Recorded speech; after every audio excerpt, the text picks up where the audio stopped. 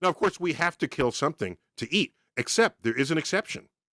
There are two foods that provide full complement of carbohydrates, fat, and proteins, which are the three basic branches of nourishment we need to survive.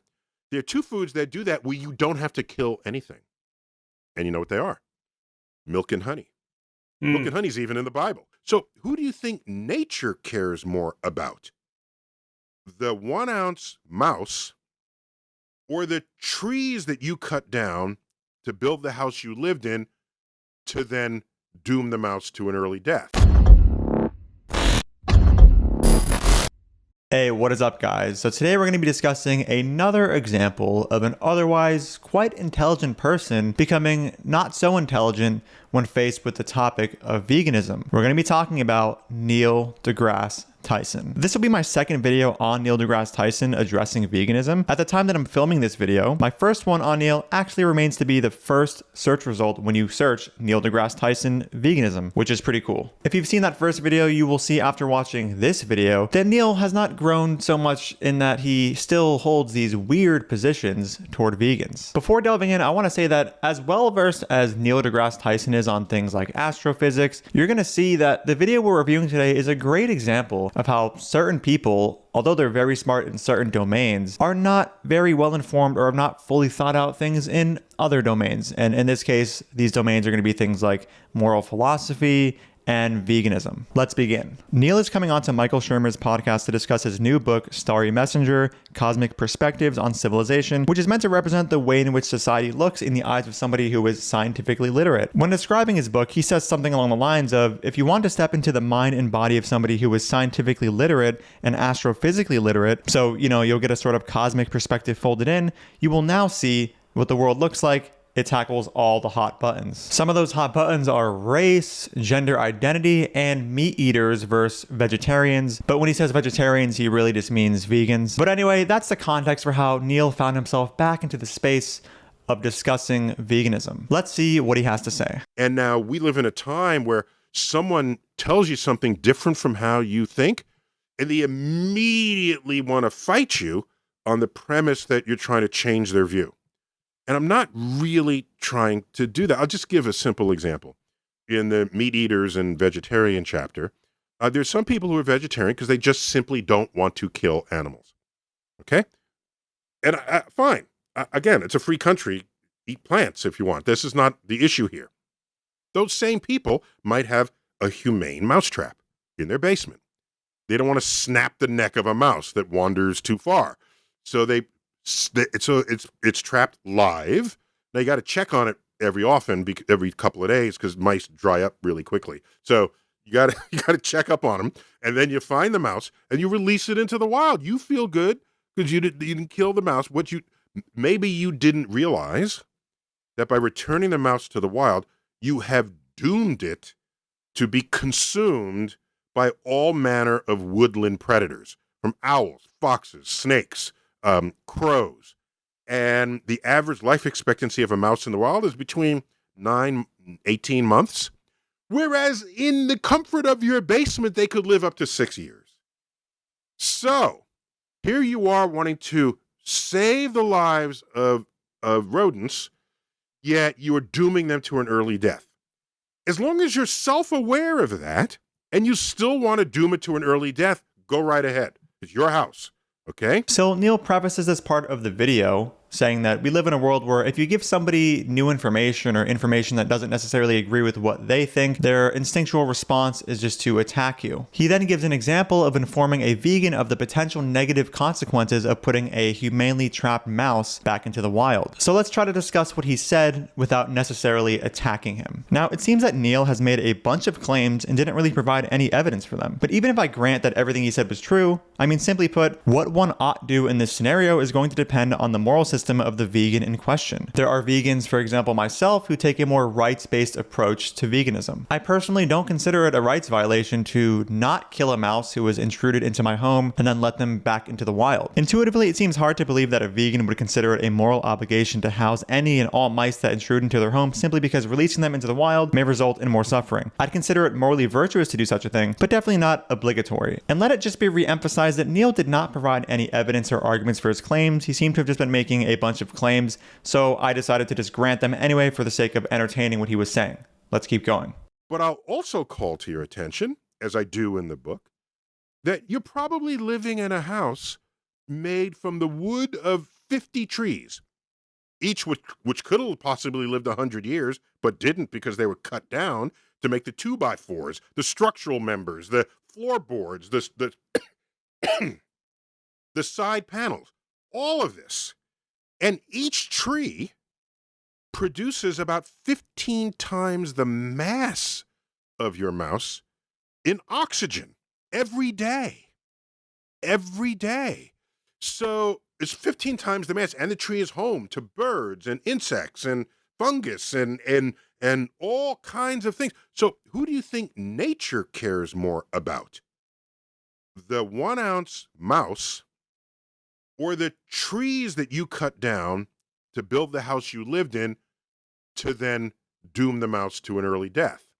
So if we're going to talk about your urges and postures you are taking in life and in civilization because you think they are righteous, pause for a minute and analyze how righteous it might be. So Neil goes on to illustrate another example of how he tries to get people, in this case vegans, to think about things a little bit differently or in ways that they haven't previously thought about. But he again seems to just be making claims. As I said before, a vegan's thoughts on these topics are going to depend on the vegan's moral system in question. For me personally, I would like for Neil to provide evidence that my house being built or me living in my house increases overall animal suffering on the net. I'm not convinced of this in the slightest, and this even in some way circles back to Neil's original premise about the mouse and suffering in the wild. I can throw it right back at him. How does Neil know that my house being built has increased animal suffering on the net? I'm asking this because the surface area upon which it was built was originally wild land. And didn't Neil himself just imply that the wild is a gruesome place? Couldn't it be the case that my house being built has actually decreased animal suffering on the net? I'm not making the claim that it did,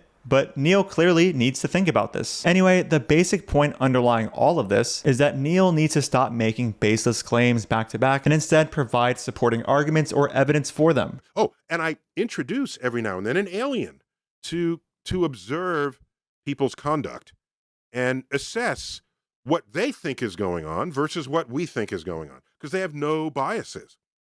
I'll give an example. You didn't ask, but I'm putting it in here. I'm on the roll here. So, That's all right. Go. Roll, baby. One of them is, suppose there were aliens who were sort of sentient plants, okay? And they're coming to visit Earth. Earth was in their tour guide, the tour catalog, because Earth, they know, had rainforests and a huge plant biodiversity. And so they just want to see what's going on here. And these are aliens that live off of sunlight. And on their ship, they just have lamps that they lay in, and that's where they get their energy. So they've never killed anything in their entire lives. The idea of killing something to survive is like completely foreign to them. So they arrive at Earth, and they see people who kill animals to live, but they don't really understand animals, okay?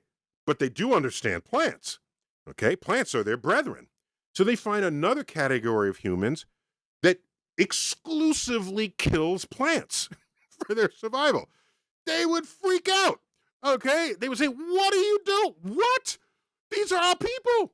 They're just sitting there innocently gathering sunlight. They can't even run away from you. And what are you doing? You're cutting them down and you're eating them. Not only that, you are harvesting their reproductive organs specially to be consumed. The flowers, the nuts, the berries, the all of this. They would just freak. And they'd continue to watch, and they'd look at people shopping in Whole Foods, and they'd see people in the produce aisle as infanticide. Because what are they doing? They're specially buying baby carrots, baby spinach, baby artichokes, baby eggplant, bean sprouts. And so the most barbaric living things on Earth would be the humans who are harvesting plants to be eaten. All right, guys, so a fascinating thought experiment from Neil here. Neil wants us to imagine aliens who are sentient plants who come to Earth. Now, keep in mind, he said sentient plants. This seems to be indicative of Neil believing that plants we have currently on Earth are not sentient.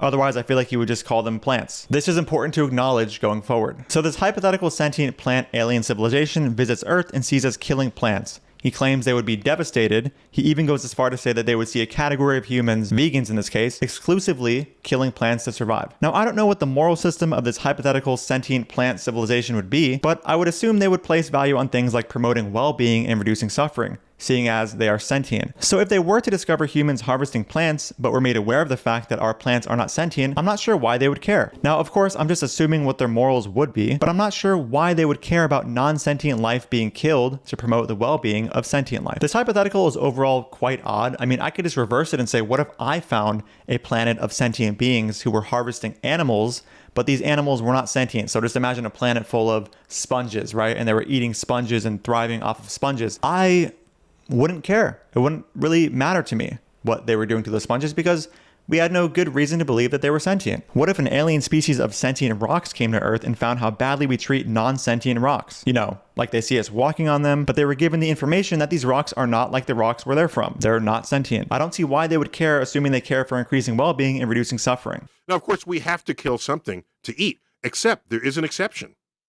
There are two foods that provide full complement of carbohydrates, fat, and proteins, which are the three basic branches of nourishment we need to survive. There are two foods that do that where you don't have to kill anything. And you know what they are? Milk and honey. Milk and honey is even in the Bible. The land of milk and honey. Vegans say that it's exploiting the bees. Labor. There's the problem. So now you have this add-on to vegetarianism, which is provided by a philosopher who decided that let's just add this into the mix. So, which in fact doesn't kill anything, but is excluded simply because it subtracts nourishments for bee babies and cow babies. Okay.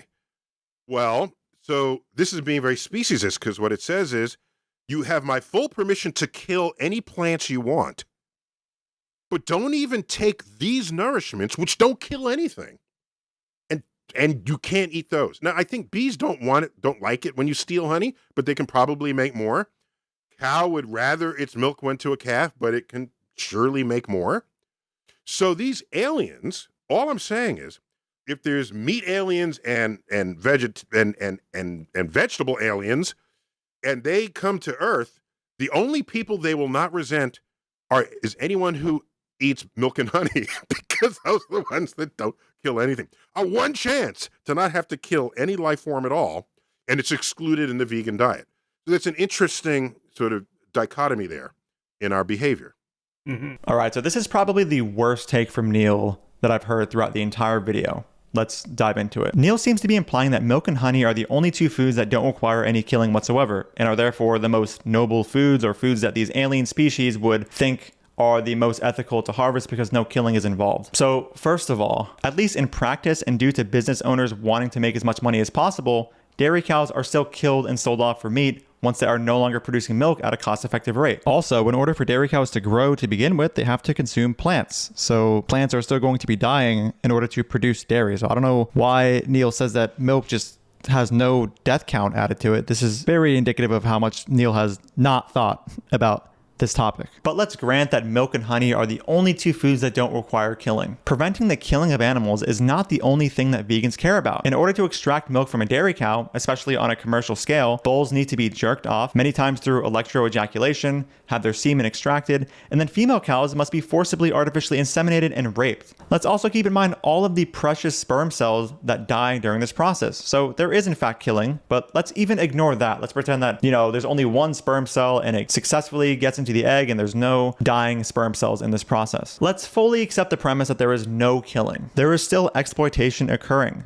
I mean, imagine if we had a dog paw market or a human arm market, where people and dogs had specific body parts forcibly amputated off and sold onto the market. The victims of this forced amputation wouldn't technically be killed, just like in the case of cows and bees during the stealing of milk and honey. It's very obvious that doing these things would still be exploitative and cruel. So it appears that Neil forgot to add forcibly amputated body parts off of sentient beings as a host of foods that don't involve killing that these hypothetical aliens would be cool with. I doubt they would be. Neil makes this other weird claim about vegans being speciesist. Well, so this is being very speciesist, because what it says is, you have my full permission to kill any plants you want, but don't even take these nourishments, which don't kill anything. And you can't eat those. He says it is speciesist because vegans are saying you have full permission to kill any plant you want, but you can't exploit these other sentient beings for their nourishments, which don't involve any killing. This is not speciesist. Moral value is not being diminished on the basis of, oh, you're a different species than me, or you're not this specific species. If you want to be technical, we can say this is a sentientist position because we are preserving the rights of the bees and cows because they're sentient, but not plants because they're not sentient. It is very clear that Neil needs to think these things a little bit through, especially before he writes a book on them. I mean, Neil, do you really think that a hypothetical species or civilization of sentient plants would be more morally repulsed by us killing non-sentient plants than they would be watching us forcibly amputate sentient beings? Simply because forcibly amputating sentient beings doesn't involve killing? I certainly hope not. All right, guys, that is the end of the video. Thank you so much for watching. If you support my work and want to get early access to it, you can click the link in the pinned comment. And if you don't know, I do have a book going over most, if not all, of the anti-vegan arguments you're going to hear online. So if you're interested in that, you can also click the link in the pinned comment. Thank you again for watching, and I'll see you in the next video. Dude, Fuck off, I don't want anything to do with you. Don't ever speak to me again. You're a fucking piece of shit. even vegans don't get your weird, stupid wannabe sense of irony here. Who is your audience? Nobody gets these dumb jokes. Dude,